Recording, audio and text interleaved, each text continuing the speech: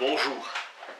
Paul Ricoeur, lecture 1 autour de politique, 3 volumes de textes de Ricoeur, articles, préface, jusqu'alors dispersés. Interrogation dont le citoyen du XXe siècle a la hantise. Ricoeur pense l'événement, recueil qui permet de prendre la mesure d'une philosophie profondément politique et d'une pensée soucieuse de la cité, période de 1935 à 1984. Outre les ouvrages du philosophe, 375 textes majeurs, des articles, et 76 mineurs. Les lectures accompagnent naturellement une pensée herméneutique. Hannah Arendt, remontée du politique vers la philosophie fondamentale et revient de la seconde au premier. Dans les origines du totalitarisme, accumulation des notations concernant les facteurs facilitants, détails sur le formidable appareil de pouvoir. Le système totalitaire se vérifie par la terreur. Un système qui rend les hommes superflus de trop. David Rousset pointe la tâche aveugle. Tout est permis, tout est possible. Explosion concentrationnaire, le philosophe peut ambitionner de fixer les traits durables de la condition humaine. Vita activa de la condition humaine, triade, travail, œuvre, action. Hannah Arendt s'emploie à distinguer avec soin la force et la violence. La violence n'est pas un abus de pouvoir, le pouvoir n'est pas l'usage légitime de la violence. Concept inversement proportionnel, le pouvoir n'existe que là où une action en commun est réglée par un lien institutionnel reconnu. La liberté, capacité d'interrompre la fatalité. Le pouvoir correspond à l'aptitude de l'homme à agir. Les Grecs ont défini les formes du gouvernement comme des variétés dans le système de la domination de l'homme sur l'homme, un seul, quelques-uns, la majorité. La tâche de la révolution est de substituer la volonté du peuple à la domination de l'homme sur l'homme. Le pouvoir a toujours besoin de s'appuyer sur le nombre, tandis que la violence peut s'en passer du fait que pour s'imposer, elle peut recourir à des instruments. Le règne de la pure violence s'instaure quand le pouvoir commence à se perdre. L'action constitue la réponse de l'homme au fait d'être né. La réponse, non le prolongement. Heidegger lit « le proche et l'oublié ». Son adversaire Lévinas nous a appris à parler en termes de traces. Le pouvoir pur et le méconnu du présent politique, le proche et l'oublié, et des circonstances exaltantes où l'oublié devient le proche. L'opinion et non la vérité est une des bases indispensables de tout pouvoir. Le pouvoir institutionnalisé prend souvent le masque de l'autorité. Machiavel est loué pour son éloge de la ruse. Sa notion de l'autorité a contribué à la confusion. Le pouvoir est volatile, la fondation est ce qui peut seul le rendre durable. Hannah Arendt, contrainte à l'exil, travaille à Paris pour des organisations qui facilitent l'émigration des Juifs en Palestine, puis à New York. L'événement illumine son propre passé, mais ne peut jamais en être déduit. Conférence traduite sous le titre « La nature du totalitarisme ». Aveu de l'impensable. L'hypothèse « tout est possible » conduit à la destruction totale. Distinction entre vita contemplativa et vita activa. L'activité appelée travail tire son caractère temporel de la nature transitoire, des choses produites en vue de subsister. La vie doit être sans cesse entretenue et renouvelée, vie perpétuellement mourante. Le fil conducteur de toute analyse est la destruction continuelle de biens liés à la consommation. L'analyse du travail anticipe celle de l'œuvre. futilité d'une vie qui ne se fixe ni se réalise en un sujet permanent qui dure après que son labeur est passé, Adam Smith.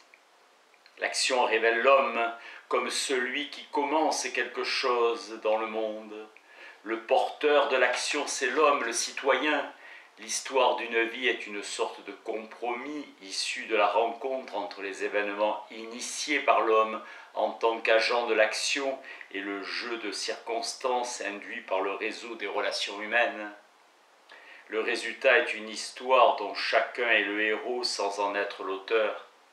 L'histoire racontée est seulement le résultat de l'action. Arendt. Le domaine public tire sa cohérence du pouvoir qui demeure potentiel par contraste avec la forme qui persiste.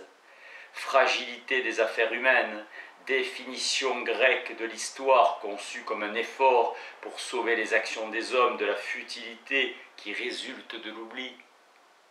L'action est en soi et par soi totalement futile, elle ne laisse pas de produit achevé derrière elle. Le concept même de faire l'histoire marque la régression de l'agir au faire. La faiblesse et l'irréversibilité et l'imprévisibilité. La seule réponse est le pouvoir de pardonner. Le pardon délie ce qui est lié. La promesse enchaîne ce qui est incertain. Jean Patočka, le philosophe résistant, disciple de Husserl, qui se consacra à la défense des droits civiques et politiques, Charte 77, invoquait les textes relatifs aux libertés et aux droits civiques par lesquels l'État s'est lui-même lié, pacte recommandé à la ratification des États par l'ONU, devoir moral aux États de se soumettre eux-mêmes aux principes auxquels ils se sont solennellement engagés, liberté d'expression, droit à l'information, inviolabilité de la vie privée, droit d'association, instruction sans discrimination politique. Patočka arrêté par la police, mis à mort par le pouvoir, acharnement. Quel recours a le citoyen contre le tyran et l'extrême abaissement d'un peuple? Patočka partage avec Heidegger la conviction que c'est l'homme tout entier dans ses capacités de connaissance, d'action et de sentiment qui est ouvert au monde. Constitution ontologique qui précède la conscience que nous en prenons. L'ouverture au monde est sous la dépendance d'activités humaines qui la recueillent. L'obscurité de dit Patočka est la finitude. Le péril constamment exposé et à affronter, le but réside dans la vie libre comme telle. Héraclite est celui qui a pensé la naissance de tout lien à partir de l'ébranlement le plus extrême. Le danger n'est pas de retomber dans l'idéalisme, mais de céder au nihilisme, reprise du mouvement aristotélicien devenu mouvement de l'existence. Éric Weil a pour conviction que l'action humaine, considérée en tant que politique, est censée. La morale est le point de départ de la philosophie politique et l'éducation est au service de ce qui est jugé convenable par la morale d'une époque. L'insatisfaction de l'individu exprime autre chose que l'anarchie de la singularité, c'est la voix de la communauté historique qui parle, c'est le trésor du sens reçu du passé qui ne veut pas mourir. Éric Weil enseigne que les sociétés traditionnelles n'ont été éduquées au travail moderne que par la violence de ces rassembleurs de terre. L'État constitutionnel est devenu à partir de l'État autocratique. Il procède de lui et porte la cicatrice de la violence originelle des tyrans. L'État est toujours empirique. L'État est cette réalité raisonnable qui peut être aussi insensée. Présence en sourdine de l'arbitraire toujours possible de la puissance étatique. Le progrès vers la non-violence définit pour la politique le sens de l'histoire. Le but est la liberté de tout homme. Dans la réalisation des morales particulières, l'individu raisonnable est au-dessus de l'État, médiation de l'État, de l'absolu à la sagesse par l'action, arrachement que constitue la catégorie de condition, l'absolu, c'est le bon de l'attitude hors du conflit, pour le placer sous le titre de la particularité comprise. Hegel a découvert la catégorie philosophique de la philosophie même. L'œuvre et le fini instaurent la contre-pensée, le fini affirmant le rôle essentiel du discours. L'œuvre rejette le discours. La finitude est vue comme simple discours par l'homme de l'agir. Sens et sagesse ne s'ajoutent pas à l'action qui réalise le discours. Extinction par accomplissement. L'homme d'action peut se moquer du philosophe et lui dire de se taire et de cesser d'interpréter le monde. J'ai entrepris de le changer. La fin comme but, la sagesse ajoute un sens au sens. La sagesse, c'est la coïncidence du discours et de la situation de l'homme qui vit aujourd'hui. La tâche du philosophe est de prendre la mesure la plus large de l'empire de la violence. La philosophie se définit intégralement par la volonté du sens, par le choix en faveur du discours cohérent. Le philosophe est celui qui articule la suite de son discours dans l'horizon d'une tradition, pas de philosophie sans présupposition. Toute réduction de la raison à l'entendement conspire finalement avec la violence. Une règle du bon usage du langage est la pratique non violente du discours lui-même. Respecter la pluralité et la diversité des langages. Karl Jaspers, lucidité de l'ouvrage, la culpabilité allemande. Lucidité sur la division de l'Allemagne de l'après-guerre, courage de l'auteur, car dans un pays occupé, on ne peut tout dire, mais tout ce qu'on dit peut être porté par l'esprit de vérité. L'histoire est devenue définitivement universelle, aucun goût d'autopunition dans ce livre, distinction sur les espèces de responsabilité et donc de culpabilité.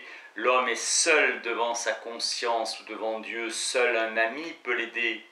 Seul chemin de la purification. La culpabilité criminelle, le crime relève d'un tribunal. Il est dénué de sens d'inculper d'un crime un peuple tout entier. Culpabilité politique, celle du peuple responsable de la politique de son gouvernement. Culpabilité morale, affectant les actes de chacun. Seule la conscience en est juge intime. Être coupable au sens métaphysique, c'est manquer à la solidarité absolue qui vous lie à tout être humain comme tel, haute valeur trahie. L'instance compétente, c'est Dieu seul. Culpabilité à des degrés différents, solidarité du citoyen avec son État, c'est parce que l'État nazi a commis des crimes que le dommage causé par la collectivité et la sanction collective de séparation prennent une teinte morale. L'accusation n'est solide que si elle se borne sur le plan défini et limité de l'accusation criminelle contre des individus, encouragement positif donné aux tyrans, concordat consenti par le Vatican, 1933, reconnaissance du régime hitlérien par tous les États, tolérance et avalisation des agressions nazies, pacte naval anglo-allemand, pacte germano-soviétique. C'est au lecteur à achever le sens de ce livre, à l'achever différemment selon qu'il est allemand ou étranger. Tourné vers le dedans, il approfondit la culpabilité allemande.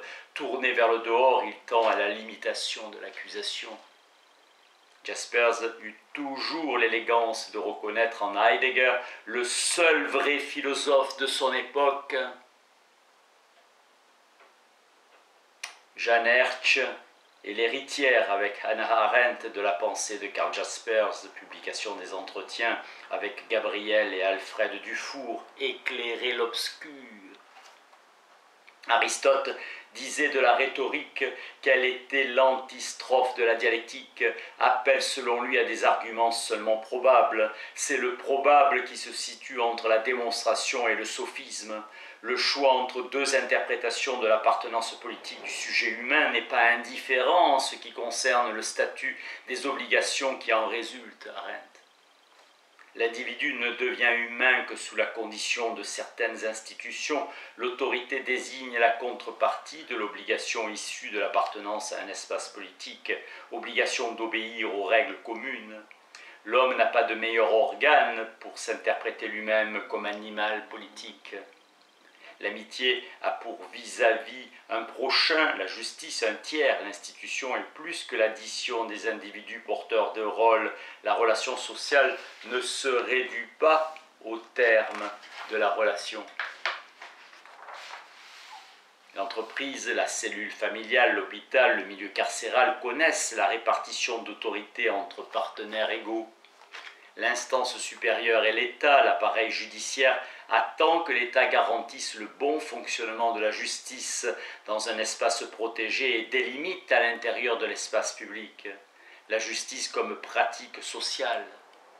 John Rawls, de l'autonomie morale à la fiction du contrat social, c'est la fonction du contrat social de dériver les contenus des principes de justice d'une procédure équitable.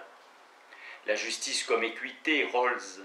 Pour Kant, la loi est celle qu'une liberté se donnerait à elle-même si elle était soustraite à l'inclination des désirs et du plaisir. Pour Rawls, une institution juste serait celle qu'une pluralité d'individus raisonnables et désintéressés choisirait s'ils pouvaient délibérer dans une situation qui serait elle-même équitable.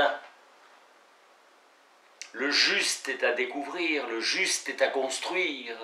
Il n'est pas connu à l'avance, il est supposé résulter de la délibération dans une condition d'équité absolue.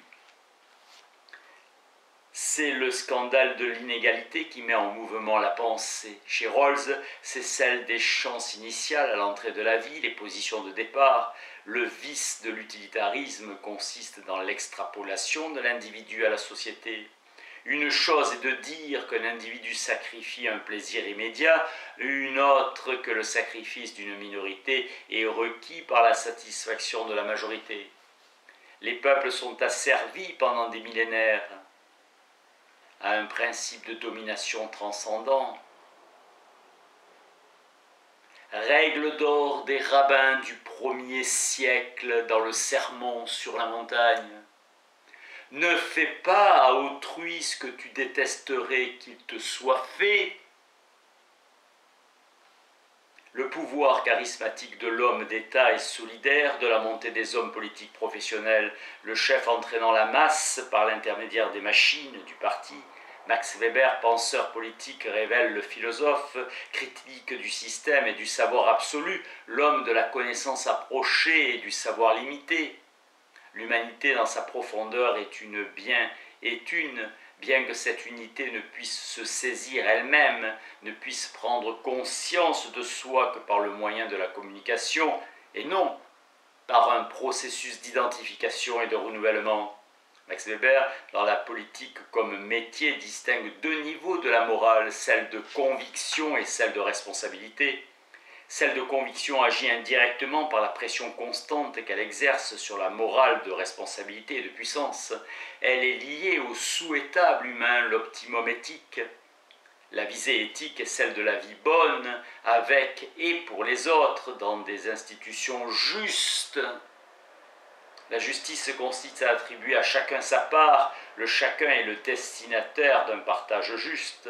Avec Kant, idée de la personne comme fin en soi. Agis toujours de telle façon que tu traites l'humanité dans ta propre personne et dans celle d'autrui, non pas seulement comme un moyen, mais toujours aussi comme une fin en soi. Kant assigne à la règle d'universalisation des maximes. La sagesse pratique est liée au jugement moral en situation et pour laquelle la conviction est plus décisive que la règle elle-même. Composante de l'éthique, estime de soi, sollicitude et sens de la justice. Aristote, l'équitable est un correctif de la loi, là où la loi a manqué de statuer à cause de sa généralité. Les valeurs éthiques, note René Lenoir, ne s'accumulent pas, le plus grand progrès de l'époque, la fin de l'idée du progrès. L'homme est devenu le périssable par excellence. La maxime principale de la morale devient l'exercice de la mesure, de la retenue, voire de l'abstention d'agir. Emmanuel Lévinas parle d'événements éthiques quand la responsabilité d'autrui transcende la préoccupation d'être, évocation biblique du psaume 110, principe du savoir, la crainte de Yahvé, bien aviser tous ceux qui s'y tiennent. Sa louange demeure à jamais idéal type que désigne la formule « une foi, une loi, un roi ». Justification théologique et politique de l'intolérance selon Elisabeth Labrousse, c'est sous la poussée de la culture laïque que l'état de droit est né, liberté donc liberté au pluriel, dont l'abstention.